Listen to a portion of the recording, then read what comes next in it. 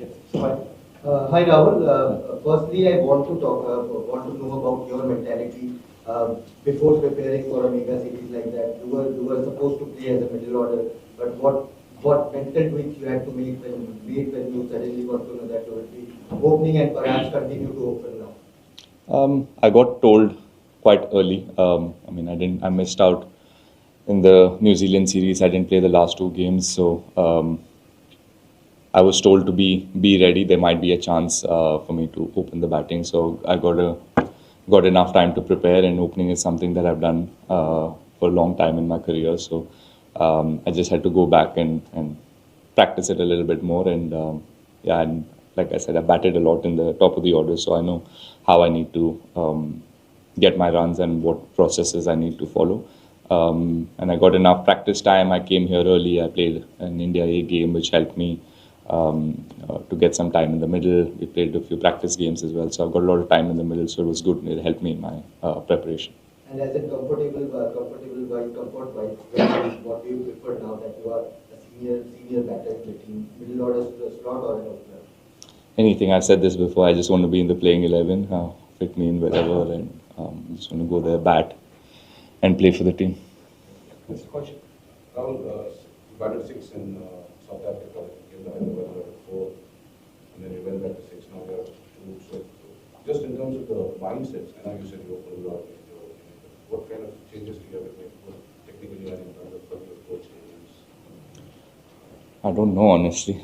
I don't have a answer to that. I mean, I just go there, try and see what I need to do in that given scenario, and whenever I walk in, what is it that the team requires, what is it that I need to do to get runs from there on, and yeah, try and keep my game as simple as I can. Yeah, luckily for me, I batted in different positions. So early on, when I was asked to bat in different places, it was a bit of a challenge mentally, and not so much technique, but at least mentally how to play those first 20-25 balls, what shots I can play, how early can I attack, how much do I need to how much I need to be cautious. So those were the things that was a bit tricky early on. But now that I've played in ODIs, in Test cricket all over the place, so it's just given me a little bit of an idea as to how I need to manage my innings and how I need to start. And I feel like it's just the start that's important, whether I'm batting top of the order or in the middle order. Is just the start, the first 30-40 balls. If I can manage that, then everything else starts to seem like it's regular batting. So that's what I try to focus on. Yes, Sandeep. Rahul, everyone is talking about Pink Ball Test match, especially batting under lights. Everyone is saying that it does a lot under lights. You have batted briefly in Canberra. So how are you preparing for this challenge? Yeah, this will be my first Pink Ball Test match. So I don't have game experience as much as some of the other players who've played. So for us, it's just about speaking to the guys who played and trying to understand what were the things that they found hard, or what was how did they manage to, if there were any changes that they made.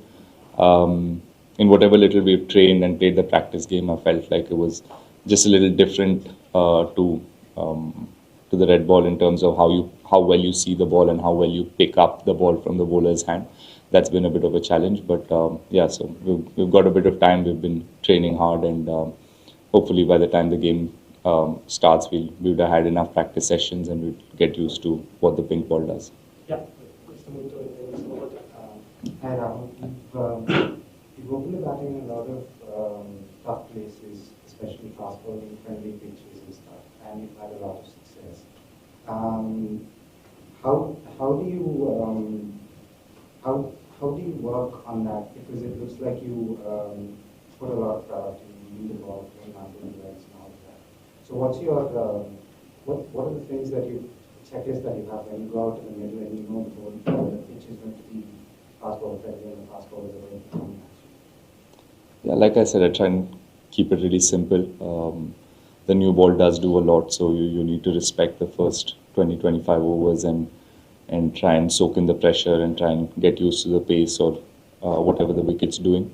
Just try and get used to it, and if you can get through that period, then like I said, batting seems pretty normal to wherever you are in the world. So it's about managing those first 20-25 overs, and like you rightly mentioned, those are the things, those are the key points that you need to really work on: playing the ball late, leaving a lot of balls, and waiting for the bowlers to come to you.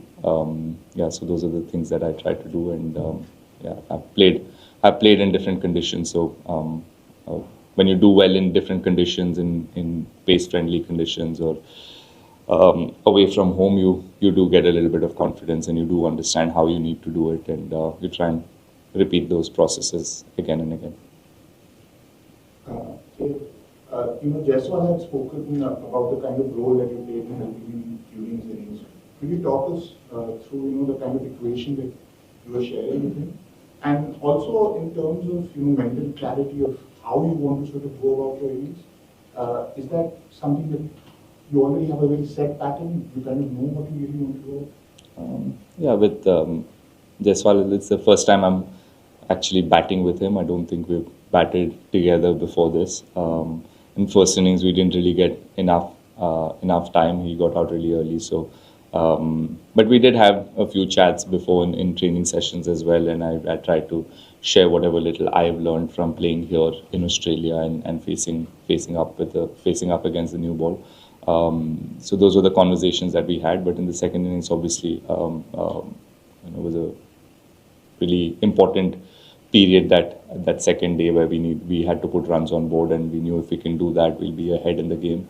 And for that, I've realized how important the opening partnership is when you travel overseas. So just try to speak to him, calm him down, and I could, like I said, I saw a little bit of myself when I was here 10 years ago, opening the batting for the first time. A lot of doubts, a lot of nerves, and you keep doubting your own game, and there's a lot that happens in your head. So the only thing that you can do is to slow things down, try and take a few deep breaths and focus on one thing, and that's what was passed on to me by my fellow opening partner back then, Murli Vijay. So I just passed that on to him, and again, it's the same again with him. Once he got past those first 30-40 balls, he started to feel a little bit more confident, and he was seeing the ball really well, and he batted beautifully. So it was just about trying to help him in that first 30-40 balls, and then he was good to go. So how are you different from the opener that was there 10 years ago now? How would you say you have evolved? Yeah, I mean, I'm not saying I don't have all these thoughts. I do still have all of these thoughts, but I'm having been there, you know what you need to do to get past that, or get over those doubts, and get over those thoughts you have in your head. And yeah, so whatever I told Jaiswal is what I practice. So I just told him the same thing. Okay, well, the way that you dominated Australia in the first test, how much confidence does that give the team, and do you feel like you have a mental edge over them going into this match? Yeah, I mean, really happy with the way we played, and it does give you a lot of confidence when you travel to Australia and win the first game, and win it in a way that we did in Perth, especially in Perth. I mean, so much being spoken about Perth being the fastest wicket in Australia, and teams that travel here have really struggled there. So yes, we have taken a lot of confidence from that. But yeah, Perth is back in Perth. We try and move on. It's a different place, different condition. Pink ball is going to be different. Yeah, so take the confidence from that game, and really use that in this game, and try and one thing that's been spoken a lot in the dressing room is to win sessions, and not really worry about winning the whole game, or talking about what happens on day 4 or day 5. It's just about winning each session. So yeah, we're trying to do that again, and see where we go. Rahul, have been told where you are going to back in this test, and would it be that your choice as well? No, I've been told, but I've also been told not to share it today. So we'll have to wait for day 1, or maybe when the captain comes here tomorrow. Yeah. Well, the digression, I mean, back home in the Chinnaswamy Stadium, the proposal to name the stands after many legends you've grown up idolizing. And is there a secret hope that one day your name will come for the stands? Yeah, I mean, everyone wishes for it, but yeah, I mean, I'll have to get as many runs as the people that have their names on the stands. So if I can do that, then yeah, then maybe. But I don't really. And how do you react to the this level? Yeah, I think it's too soon. I haven't reached that No, not level. from Yeah. you. About the proposal to name the stands after the legends. Yeah, it's good. I mean, just respecting what the players have done for that state and for the country. And if, yeah, I'm sure for everybody, it's a huge honor when you see your name, a stand being named after you. So yeah, it'd be lovely for anybody. Okay, you guys got to prepare with a lot of, I guess, privacy at first, the training sessions and all of that. Last night, big crowd at training. Like, what was that like as an experience? And I suppose, I guess there's a tradition of spectators going to watch training in Australia. Yeah, very different. Not used. I mean, we have practice, but with crowds, but it's mostly T20s and ODIs back home. We've had crowds come in and watch our practice sessions. So yeah, it felt a little different, but yeah, also adds to your preparation for the test match and give us a little bit of what we can expect on day one or all the days here in Adelaide. So it was good. Rahul, you mentioned a few times like what you learned from 10 years ago. Does it feel like it's been 10 years since you made your test debut here? I mean, I think you're clean shaven and you're soft spoken, but how much has changed in you, in your life? I mean, not about the batting, but just you, the person. Yeah, I mean, yeah, 10 years ago, like I said, it was my first test series and I've watched India-Australia series growing up on TV, waking up at 5 in the morning, watching the games with my father. So it was a bit surreal to be here at that moment. And yeah, so there's a lot more going on in my head at that time. And I honestly feel like I wasn't really as sure as I am today. I wasn't back then 10 years ago about batting and what I need to do, about how to get runs, how to handle the pressure, how to keep away the noises and all of that. So yeah, I learned a lot in these 10 years and really grateful for everything that I've had to go through, the ups and downs, the good, the bad, everything. Yeah, so I'm looking forward to the next 10 years and hopefully Australia is where it started for me 10 years ago. Hopefully this is a start for something great in the next half of my career. But does it feel like 10 years? Like, or has it flown by or has it felt like 10 years? Feels like 25, honestly, but yeah, with the amount of injuries I've had, time away from the sport, yeah, feels long, but yeah, I've enjoyed every bit of it. What is it that you found different about the pink ball in practice? And have you been approaching things differently because it's a pink ball? No, these few days have only been about understanding how the ball reacts and how easy or hard it is to play against the pink ball. If you look at all the games that have been played with the pink ball, it hasn't really lasted a long time. So that tells you that that there will be a lot of help for the fast bowlers and there will be a lot of seam movement. That's something that we faced even in the nets. But that happened even in Perth on day one. There was a lot of seam movement, and I'm sure that will be the same. But it was just a bit different to pick up the pink ball off the hand, and wasn't as easy as facing up against white or a red ball. So yeah, that's something that we'll have to get over and get used to. Yeah, just to follow up with that again, like you mentioned, this will be your first pink ball test, and a lot of others who have not played. India has not played a lot of pink ball today. So if you could just elaborate a little bit more on the cues that you maybe get, especially the twilight period. I know you've got a few more sessions coming, not just from a batter's point of view, but also from the slip coordinates point of view. With the extra lacquer, how does the ball feel?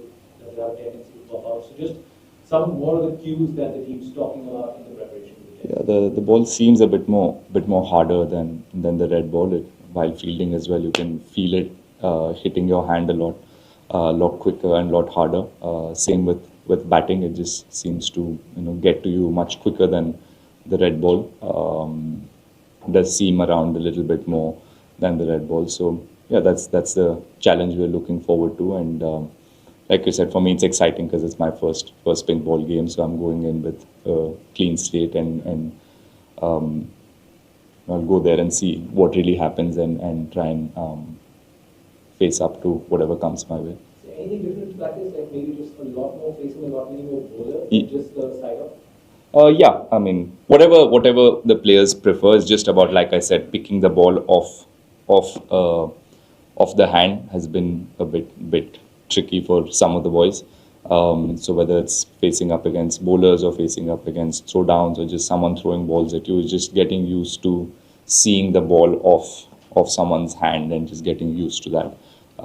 And I feel like that's step one of a batter. If you can pick that, then you give yourself the best chance to react and be in good positions. So yeah, that's been something that all batters have been speaking about and trying to play a lot more balls so that you get used to it. I think this will be the final one. So yeah, you have a habit of tattoos and you generally pick up from many countries. I don't know whether you've done it the first time you came in Australia. I did.